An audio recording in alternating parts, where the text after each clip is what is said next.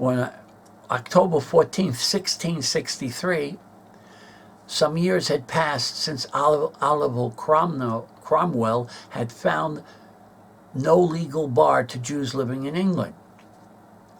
It's called the Return of 1656.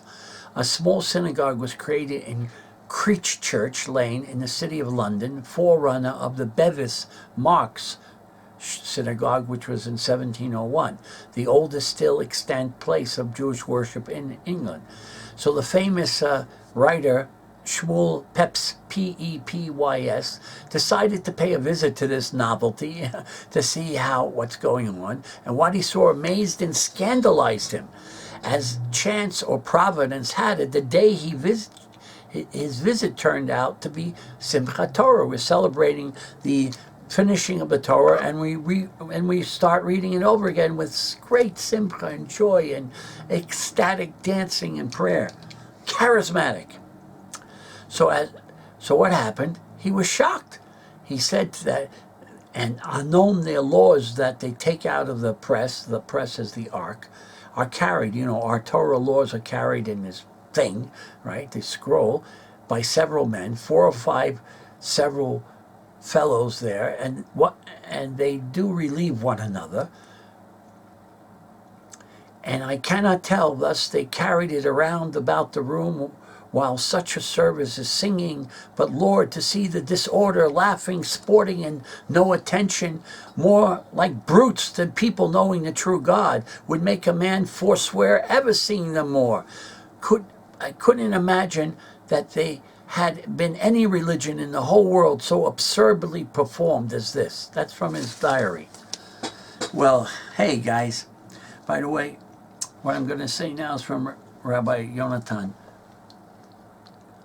Good old Rabbi Yonatan Sachs, may he rest in peace, that this is not the kind of behavior that this British dignitary was used to in his house of worship.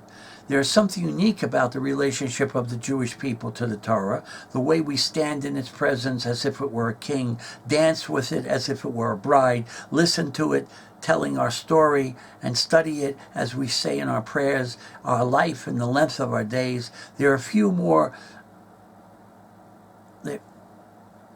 amazing lines of prayer than the contained in the poem said at Nila at the end of the Day of Atonement.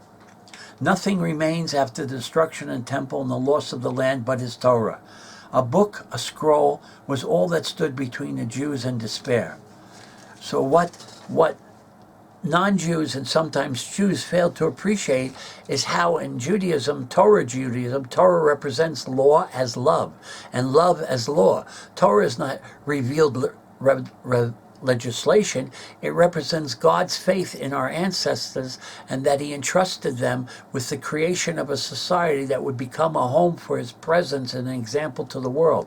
One of the keys as to how this worked is contained in the Parsha of Bar Midbar, always read before the festival of receiving the Torah, Shavuot, the commemoration of giving the Torah.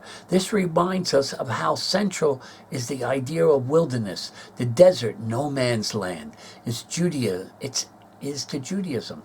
It is a midbar, a wilderness, that gives our Parsha and the book as a whole its name. It was the desert that the Israelites made a covenant. It was in this desert that we made actually a handful of covenants with God and entering it, right?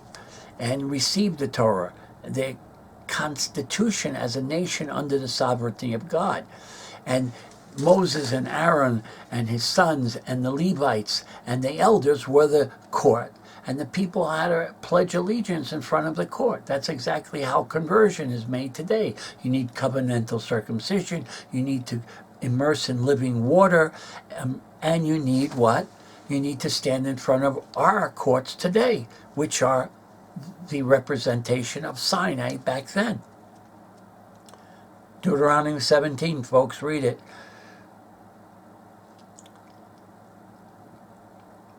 It is the desert that provides the setting for 4 books of the 5 books of the Torah.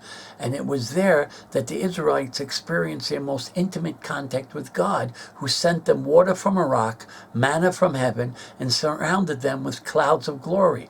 By the way, who was the first person in history to receive information and knowledge from the cloud? You know, the cloud, we have a cloud, the internet and all that. Moses, he was the first guy who brought down the 10 Commandments from the cloud, right? And the rest of the Torah. So what are we learning here? What story are we being told here in this week's Parsha? What's going on? What are you getting out of this? Firstly, is the unique phenomena in Judaism, the law preceded the land. For all these other nations in history, the reverse was the case. First came the land, then human settlements, first in small groups, then in villages, towns, cities. Then came forms of order and governance, and a legal system. First the land, then the law.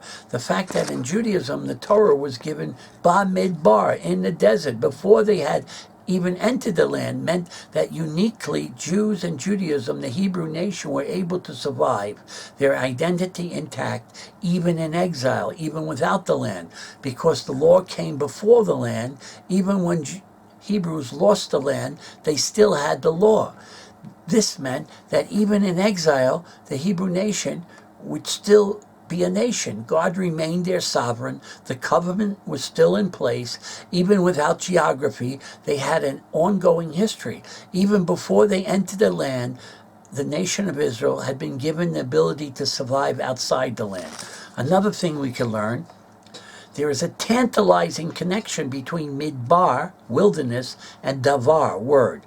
Where other nations found the gods in nature and rain and earth and fertility and the seasons of the agricultural year and the astrology and the star watching, the Hebrews discovered God in the transcendence beyond nature, a God who could not be seen but rather heard. In the desert there is no nature. Instead there is emptiness and silence, a silence in which one can hear the unearthly voice of the one beyond the world.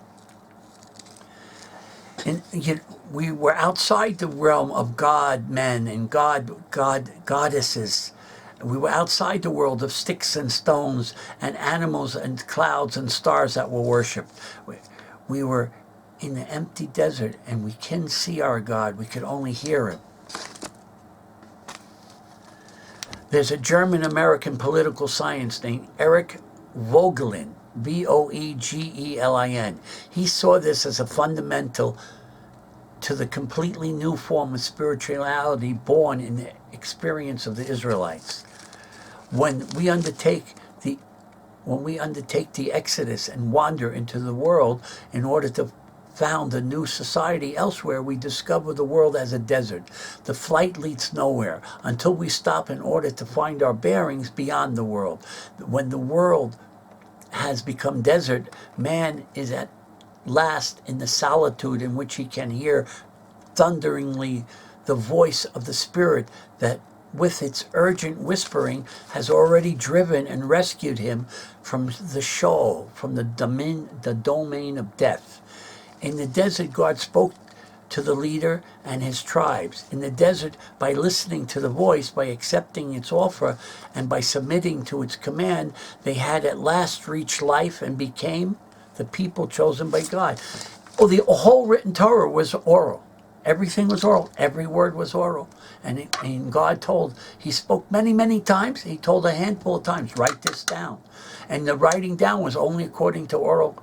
There's no vowels in the Torah scroll. So the entire scroll, you're 100% dependent on the sages and the elders that Moses went to time and time and time again for their communicating what those vowels are supposed to be under those consonants. And it's the oral Torah that commanded what words should be written down. Many times he said, many times he spoke to Moses, and a handful of those times he said, hey, write this is really good. I want this written down. And That's the way. Remember, I've said many times that the Torah wasn't given in a laboratory. It wasn't given in a library. It was given in real life to a real living people. When someone put on those prayer boxes to fill in, they saw what they were. When someone put on the fringes, they saw what they were. That was oral life in action. People forget that all the time. In the desert, God spoke to us. In the desert, we heard him. In the silence of the desert, Israel became the people for whom the primary religious experience was not seeing but listening and hearing. Shema Yisrael, the God of Israel, revealed himself in speech, oral speech. Torah Judaism is a religion of holy words in which the most sacred object is the book, a scroll, a text. Another remarkable thing that we learn is that the interpretation the prophets gave to the formative years in which the Israelites, having left Egypt and not yet entered the land, were alone with God. Hosea, we mentioned him, predicting a second Exodus. Remember, he predicted that we're going to have other exiles, but we're going to have another great ingathering. So he says in God's name regarding the Israelites, I will lead them into the wilderness and speak tenderly to them. There she will respond as in the days of her youth, as in the days she came out of Egypt. Hosea 2:14. Jeremiah says in God's name, I remember the devotion of your youth. There are many beautiful tunes to this verse, by the way. How, as a bride, you loved me and followed me through the wilderness, through a land not sown, a wasteland. In Shir Hashirim, the Song of Songs contains the line, who is this coming up from the wilderness, leaning on her beloved? Common to each of these texts is the idea of the desert as a honeymoon in which God and the people imagined as bridegroom and bride. Yes, this is an imagination. It's not literal. We're alone together.